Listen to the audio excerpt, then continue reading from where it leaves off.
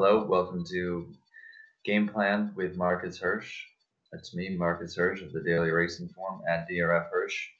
Um, Game Plan is a product we put out nearly every day per week at the Racing Form. It includes handy thumbnail descriptions of the day's races, as well as a couple features. One of which is called Playbook, where handicappers and analysts from around the country submit particular plays on races. That's what this video is about.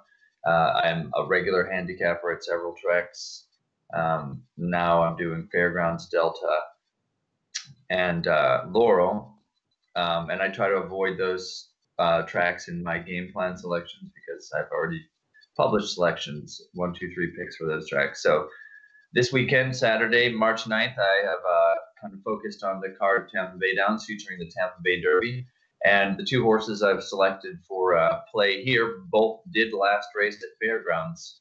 Let's start with race 10, the Florida Oaks. The horse that I'm interested in here is number 3, Winter Sunset, trained by Wayne Catalano, ridden by his son-in-law, Channing Hill. The horse is shipping in from Fairgrounds, where 2 starts, both wins. First time out, she went to the front in a 2-turn maiden race, set a slow pace, won easily. I already knew that Catalano liked the horse a lot. I thought she looked okay. Didn't quite see a super high class animal emerging just on the surface from that race. However, when she ran back in a minor overnight stakes race, which kind of served as an entry-level allowance for her, she ran a completely different race and I think justified her trainer's high opinion of her. This time she got off kind of modestly, was at the back of the field behind a crazily slow pace. The rail was out then, the turf was very slow. You have to take all the fractions there in context. Even all that considered, it was a remarkably slow pace. She was last. There was a horse in that race named Elsa who had won a Grade 3 race last fall at Del Mar against 2-year-old fillies on turf at the time. Elsa was heavily favored. I think Elsa's decent. Her rider was trying to keep her off in the middle of the course, which was the best part of the track. And while he was doing that before the quarter pole, there came Channing Hill and Winter Sunset with a bold move inside to take command of the race. The eighth of a mile between the quarter pole and eighth pole went in like 11:57, I think. Really fast part of the race. Elsa went with Winter Sunset then. Elsa couldn't sustain that. Winter Sunset went on under a hand ride through the final furlong or so, galloped out powerfully.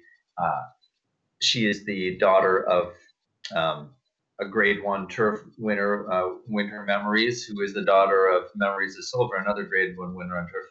And this horse is by Tappet. She's got the pedigree to be a star, and I think that from what I've seen, she's got the makings of a potential star. Best of all, she's in a tough race, which may be counterintuitive, but what it means is she's 6-1 on the line. It's possible that she could be actually close to that in the betting, considering that there are some accomplished and talented fillies in this race. I think she's going to be capable of beating them, provided she ships well, and if she is anywhere close to her morning line odds, I will be betting her Saturday. Moving along to the Tampa Bay Derby, the horse here that interests me is Dreammaker, listed at 4-1 on the morning line. He's number 4. Could see him being a little lower than that, but I would hope to at least be getting 3-1 on this horse. If somehow he just gets crushed in the betting, it's an 8-5, 9-5 shot, well, then all appeal is lost. But at something close to what I imagine will be his price, and win-win-win is going to take money for sure. I don't know how much well-defined the second choice, whenever the Sam Davis takes. He's at 7-2 on the line. Dreammaker could be a lower price than well-defined. We'll see. I hope he's not. Dreammaker, if you just look at the surface of his form, you might not be super, super impressed because he has one modest race in the Hopeful and one poor race in the Breeders' Futurity to round out his 3-year-old season. Without getting into too many of the nitty-gritty details, the horse was, not doing his best at Saratoga.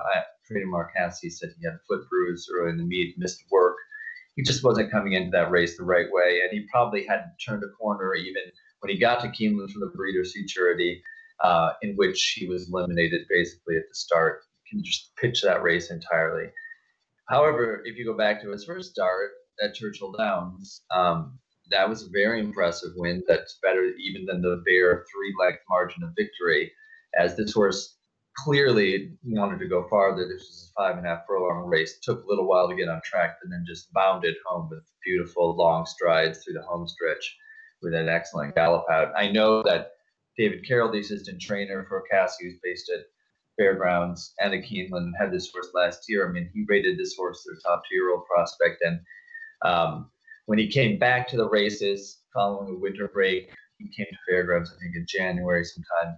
He made his first start at 3 on February 9th in an allowance race and just aired. It was a 2-turn race. He was obviously well prepared for that, plenty fit. He just sat under Florent Geroux just off the pace, waited, made a fairly early move around the far turn and blew the doors off that field, also galloping out with excellent energy. Now, you say, who did he beat? Well, it was an allowance race, but it was a very decent allowance race. The runner-up Courtyard came back to win at the same level with an 87 Beyer speed figure. Another horse in the race, West Texas, he can't really go that far, but he has a bit of quality to him too, as he returned to comfortably win a first level allowance race at a sprint trip. Now, Dreammaker, you know, he's going to ship. He shipped to Tampa on Tuesday, and that's going to be a new experience for him. He is a Tapit, but I'm told that he's a very manageable Tapit. He's sensible. He's got some quirks here and there, but he behaves himself well. He's going to school over there, and the hope is that he ships comfortably. I feel like if he ships and gets over that different track, he's going to be formidable in this race. He got an 89 Beyer speed figure at Fairgrounds. Not like strongly questioning that, but I actually thought he ran a little bit faster than that race suggests, and I do feel like he's got every chance in the world to take a step forward in this second start of the season. I know that his connections are very pleased with the way he's been training. His last work shows up as a half mile, but it was geared toward the last furlong, out around the turn and the gallop out, and the horse has been training as well as he looked running in his race, and at anything close to his morning line, he is a game plan play for me Saturday at Tampa Bay Downs. Good luck this weekend.